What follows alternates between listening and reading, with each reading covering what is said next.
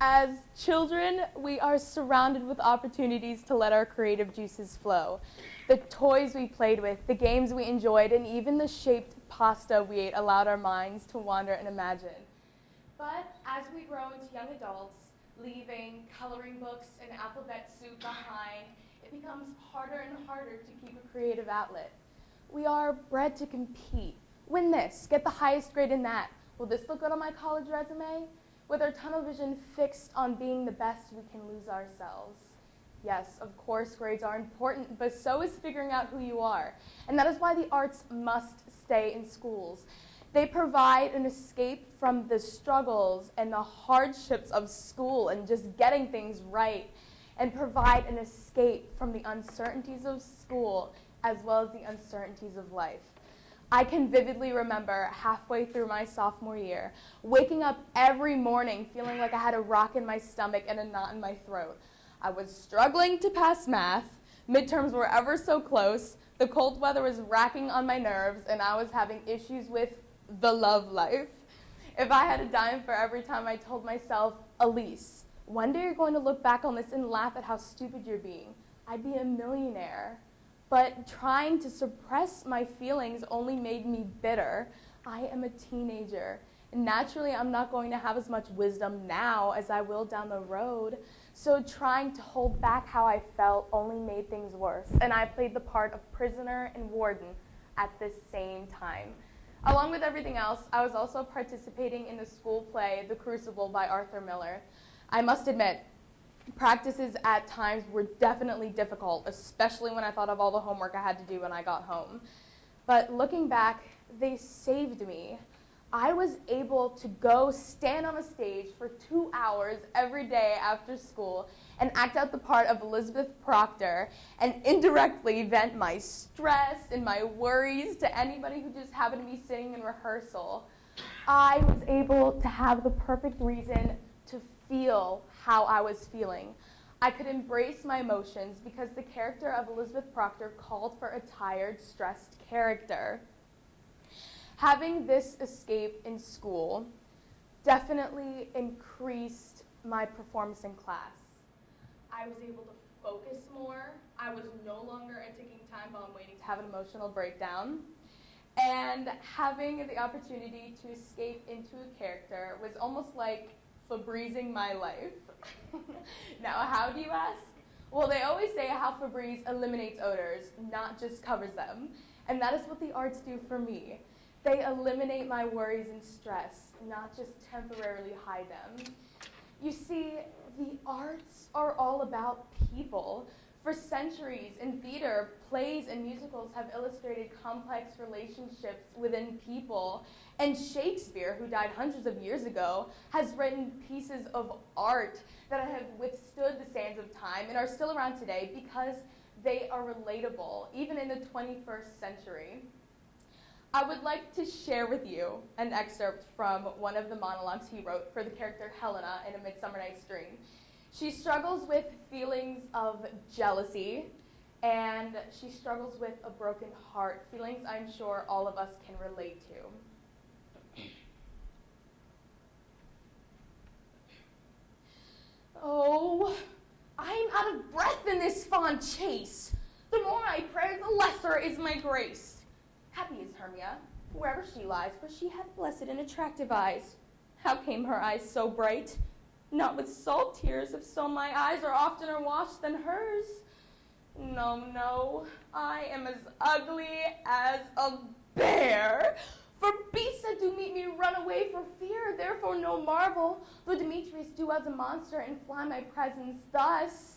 Oh, what wicked and dissembling glass of mine made me compare with Hermia's fiery eyne. Scene. Translation. What the heck? Why am I always compared with Hermia? I'm so ugly. Wah. Even in music and songs with no words, human emotion can be conveyed to an audience.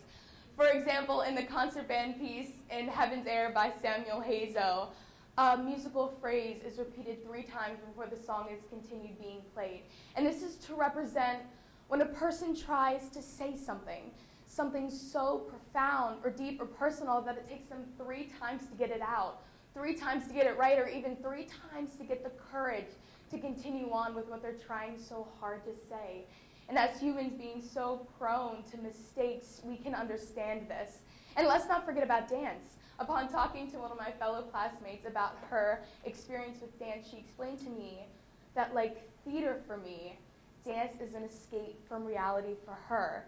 She's able to find herself in a whole new world when she goes to dance practice and choreographs her own moves because of how she feels. She is in a whole new place when she expresses herself through movement. And she is free from the struggles of the world, if only for a moment. The other day, my brother Mark tweeted a quote. At the end of the day, all we have is who we are. Now, I have no idea where that came from, but if we think about it, it makes a lot of sense. If our homes were to be destroyed right now and we were to lose all of our possessions, material possessions, we'd still have ourselves.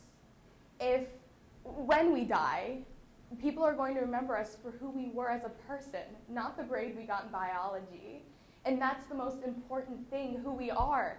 And that is what the arts can teach us. Through music and theater, we can find that place, that happiness, that contentness, and that joy with our hearts and who we are as people.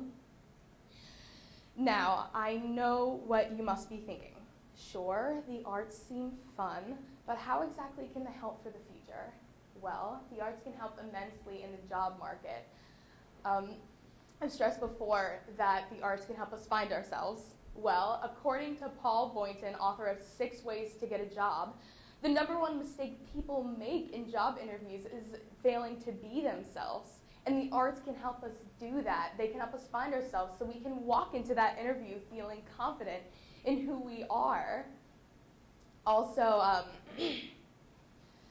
excuse me, studies in Iowa are being made to see whether or not there is a correlation between the art and science portions of the brain. And even though research is in its early forms, they are finding a correlation.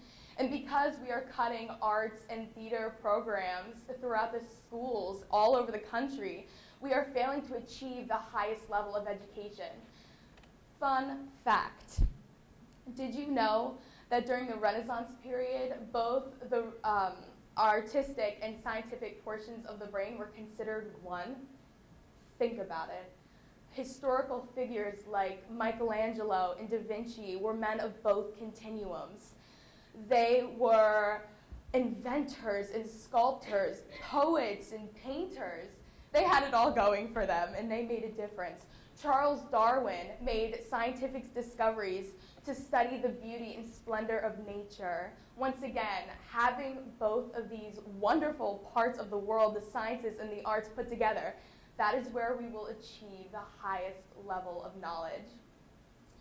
So the best part about the arts is the fact that we can get just as much joy out of participating in them, out of acting and singing in a show, or playing in a concert, or painting for an art show, as we can from watching or listening.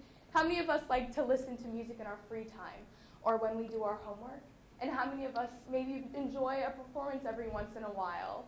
And ballets, art exhibits are well attended because they can be related to.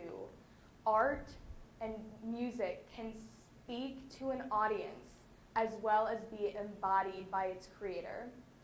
So what I ask of you today is to keep your mind and heart open to the arts and keep it in the schools. Febreze your lives and allow the arts to take over and free yourself of the worries and stress you may find in everyday life. You may find yourself a little bit happier, a little bit brighter because of it, and you just might find out a little bit about who you are. Thank you.